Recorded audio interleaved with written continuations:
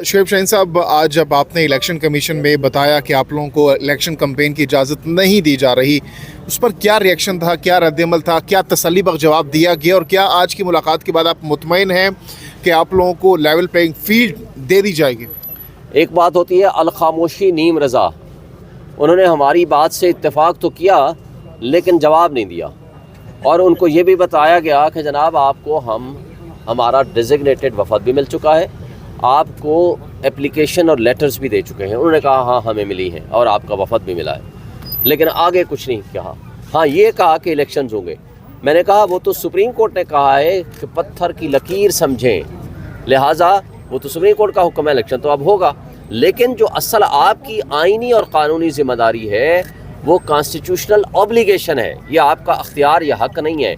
आपकी बुनियादी ज़िम्मेदारी है कि आप लेवल प्लेइंग फील्ड दें, उसके बारे में वो खामोश रहे। तो खामोशी के बाद आपने दोबारा काउंटर क्वेश्चन नहीं किया कि आप खामोश क्यों हैं, अब इसका जवाब दीजिए, हमें बताइए, हमें कॉन्फिडेंस में लीजिए? जी उसके बाद भी रिपीट किया, उनको रिक्वेस्ट की, और उन्होंने उसके बाद भी खामोश रहे। लेकिन ये ज़रूर कहा कि हम कुछ करेंगे। अब क्या करेंगे? जब तक कोई राइटिंग में आर्डर ना आए, जब तक कि उसको वो वाकई इम्प्लीमेंट ना करें आइन और क़ानून की पासदारी के लिए, तब तक तो हम अभी खामोश ही रहेंगे ना। Let them pass any order. अगर वो नहीं करते हैं तो अपनी कॉन्स्टिट्यूशनल ज़िम्मेदारियों से वो नेग्लिजेंट होंगे, वो ओहदा बरार नहीं तस्वुर किया जाएगा। कोई ऑल पार्टीज़ कॉन्फ्रेंस, कोई मुशावरती अमल शुरू होने जा रहा है? पीटीआई लास्ट वीक हमने देखा कि कुछ बातें चल रही थी कि पीटीआई ने एक मुज़ाकराती कमेटी भी तश्कील दे दी है जो कि दीगर पार्टीज़ के साथ बैठेगी, लेकिन अभी तक कोई पेशरफ सामने नहीं आई उसमें। लेकिन जब भी पेशरफ्त आएगी आपको सबसे पहले इन्फॉर्म करेंगे। लेकिन जो पेशरफ्त मैंने आपको परसों बताई थी वो कल आपने वाइट पेपर की सूरत में देख ली। वो आपने एक जो कंपैरिजन हमने करके दिया है, जो फिगर्स की रोशनी में, फैक्ट्स एंड फिगर्स की रोशनी में, लेट इट बी काउंटर। कोई भी पार्टी इसका अगर काउंटर पेपर जमा करती है तो फिर आप उसको कंपैरिजन कर लें। लेकिन हमने पब्लिक को बता दिया कि हमारा क्या इरादा है और इस वक्त की फैक्ट्स एंड फिगर्स एक्चुअली हैं क्या। तो आपने कहा कि आपको पेशरफ्त के हवाले से बता दिया जाएगा, तो क्या होमवर्क हो रहा है, बैकडोर राब्ते हो रहे हैं, कोई इस पर काम हो रहा है मुशावरत के लिए? जी अभी तक मेरे नॉलेज में नहीं है कि कोई ऐसा कुछ संजीदा या सीरियस ऐसी कोई इन्फॉर्मेशन हो जो मैं आपके साथ पास आ। अच्छा सर, ये बताइएगा कि आप जो मुतालबा कर रहे हैं लेवल प्लेइंग फील्ड का, तो क्या आप इलेक्शन कमीशन से मुतालबा कर रहे हैं या किसी और से? और अगर इलेक्शन कमीशन से कर रहे हैं तो क्या इलेक्शन कमीशन इतना पावरफुल है कि वो आपको वो फील्ड प्रोवाइड कर सके? देखें, आइन के मुताबिक इनकी ज़िम्मेदारी है, कॉन्स्टिट्यूशनल ऑब्लिगेशन है आर्टिकल 218 के मुताबिक, आर्टिकल 220 के मुताबिक कि ये free, fair and transparent elections कराएं। उसके लिए तमाम वो अरेंजमेंट्स करें और तमाम इदारे पाबंद हैं to act in aid of the election commission. ये है कॉन्स्टिट्यूशन की पावर। अब कॉन्स्टिट्यूशन की पावर से ओवर एंड अबव कोई अख्तियार और ताकत इस्तेमाल करता है तो फिर इनकी ज़िम्मेदारी है।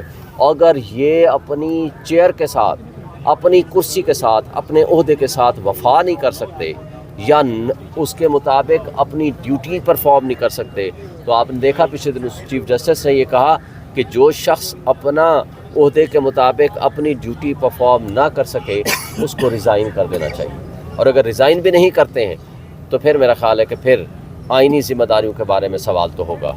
नवाज शरीफ ने एक मुतालबा दोहराया है कि उन पे जो एक लाडले का टैग लगाया जा रहा है या लगा हुआ है वो ख़त्म किया जाए इलेक्शन आने से पहले। तो आप समझते हो ये टैग ख़त्म हो जाएगा या इस पर कुछ कहेंगे? नहीं, ये कुछ टैग थोड़ा होता है भाई। लाडला या आप होते हैं या नहीं होते हैं।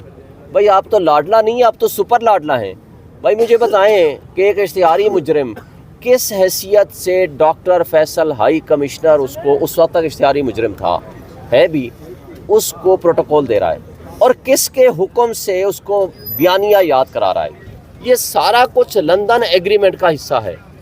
उस लंदन एग्रीमेंट के मुताबिक अब न सिर्फ इनको बर्दाश्त करना पड़ेगा बल्कि इनकी वो नालायक औलाद, अब मरियम नवाज को मैं सुन रहा था, क्या कहती है, अब तो कोई मुल्क साइफर नहीं भेजा करेगा। यानी कोई इतनी अनपढ़ एक शख्सियत हो सकती है, मुझे अफसोस से कहना पड़ता है कि साइफर होता क्या है आपको ये भी नहीं पता। और इस तरह की गुफ्तगू, और उसके बावजूद ये कहते हैं कि हमारी ये जो नालायक, अनपढ़ और करप्ट औलाद है उसको भी बर्दाश्त करें। तो क्या लोग इसको बर्दाश्त कर रहे हैं? फिर ये किंगडम तो नहीं है। जब आपका मरना जीना इस मुल्क से बाहर, जब आपकी प्रॉपर्टी इस मुल्क से बाहर, जब आपके बच्चे इस मुल्क से बाहर, जब आपका सारा सरमाया इस मुल्क से बाहर, تو یہاں آپ آتے کس لیے ہیں؟ اور کون جب جس عوام کو، پبلک کو، اوورسیز کو، انٹرنیشنل انویسٹر کو یہ پتہ ہے کہ پیسہ ان کا باہر پڑا ہوا ہے تو وہ اپنا پیسہ لے کر کے یہاں انویسٹمنٹ کرنے کے لیے کیوں آئیں گے؟ تو یہ وہ دوہرا معیار ہے جو لوگ ان کو دیکھ چکے ہیں. یہ اب یہ قصہ پارینہ ہو چکے ہیں.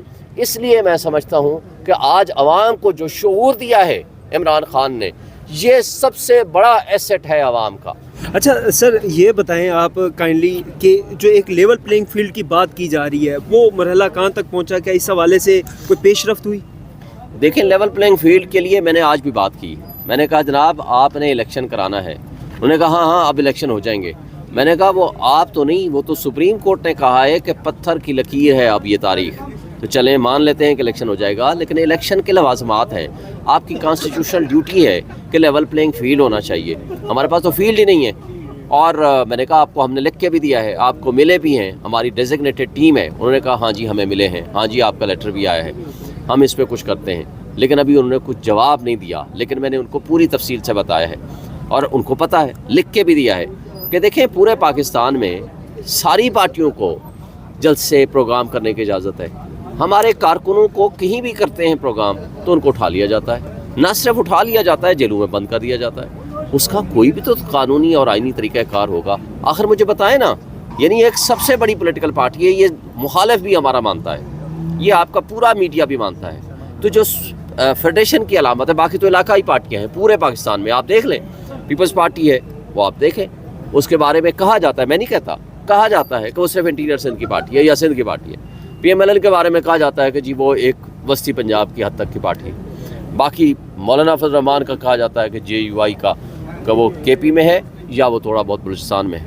اور اسی طرح آپ اگر دیکھ لیں، مینگل پارٹی ہے، باقی باپ پارٹی ہیں، ہر ایک کی اپنی اپنی ایک لمیٹیشنز ہیں. واحد پولیٹیکل پارٹی ہے، آپ انصاف کریں گے سارے لوگ، واحد پولیٹیکل پارٹی ہے.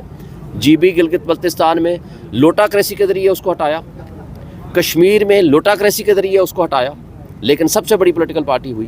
پنجاب کی سب سے بڑی پولیٹیکل پارٹی ہے، آپ کے سامنے ہے. کے پی کی تو یہ واحد پارٹی ہے جس نے 10 سال حکومت کی ہے، 9 سال حکومت کی ہے، ورنہ دوسری مرتبہ وہ نہیں دیتے، اور ابھی بھی سب سے بڑی پولیٹیکل پارٹی ہے. اسی طرح بلوچستان میں بھی ان کی روٹس ہیں، ان کی پارٹی ہے. اسی طرح سندھ میں مجھے بتائیں 16 سیٹیں تھیں لاسٹ ٹائم ہمارے پاس. اچھا جی، ایم این اے کی. اب آپ آ جائیں پنجاب میں سب سے بڑی پولیٹیکل پارٹی ہے. آپ ان کے کوئی بھی سروے اٹھا لیں تو کسی بھی جگہ سے آپ کو یہ آواز آئے گی سب سے بڑی پولیٹیکل پارٹی وہ پی ٹی آئی ہے. سن بتائیے گا، جس طرح اس وقت پارٹی پر حالات چل رہے ہیں، کیا پنجاب میں کسی طرح کا اتحاد ہو سکتا ہے دوسری جماعتوں کے ساتھ، یا کے پی کے میں جس طرح مولانا فضل الرحمان سے ایک وفد نے ملاقات کی؟ اور پنجاب میں اگر ہم بات کریں تو جنوبی پنجاب میں جو ہے وہ پیپلز پارٹی کا ووٹ بینک ہے. کیا آپ سمجھتے ہیں کہ اتحاد ہو سکتا ہے کسی قسم؟ ہمارا کسی سے کوئی اتحاد نہیں کا ارادہ نہیں ہے. ہم سول الیکشن لڑیں گے پورے پاکستان میں تمام سیٹوں کے اوپر. لیکن ہاں، ہم ان تمام پولیٹیکل پارٹیز سے اور الیکشن کمیشن سے اور تمام اداروں سے ایک مطالبہ کرتے ہیں، 1 پوائنٹ ایجنڈا، وہ ہے free, fair and transparent elections. یہ ضروری ہے ملک کو آگے لے جانے کے لیے. اور اگر یہ نہیں کریں گے تو نہ صرف سیاسی پارٹیوں کا نقصان ہوگا، جمہوریت کا نقصان ہوگا، پوری ریاست کا نقصان ہوگا.